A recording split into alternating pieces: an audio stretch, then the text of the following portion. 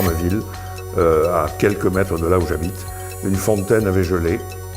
Et le soleil qu'on voit n'est en fait pas un soleil, c'est de l'autre côté de la rue, derrière ce qui ressemble un petit peu à un ours polaire. Il s'agit en fait d'un feu rouge qui empêchait les gens de traverser la rue.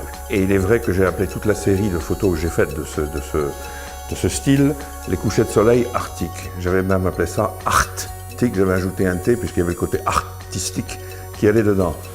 Et en fait, ce que je voulais montrer un peu par là, c'est qu'on n'a pas besoin d'aller au bout du monde pour faire de belles photos. J'ai fait des photos de glace en Patagonie, en Islande, je vais bientôt en Arctique, bien entendu. Ces photos, effectivement, il n'y a pas d'échelle de grandeur. Les gens ne savent pas trop ce qu'ils regardent. Hein. Et je crois que c'est pratiquement gagné dès lors que quelqu'un s'arrête et se demande ce à quoi il a affaire. On pense par exemple qu'un morceau de glace qui est en train de fondre est parfaitement lisse.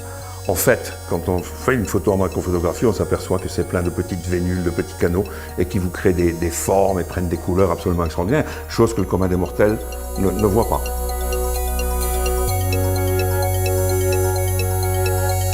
Ensuite, bien entendu, c'est de partager quand même des émotions. Je ne voudrais pas dire une vision, qui suis-je pour parler d'une vision, il y a de grands artistes pour cela.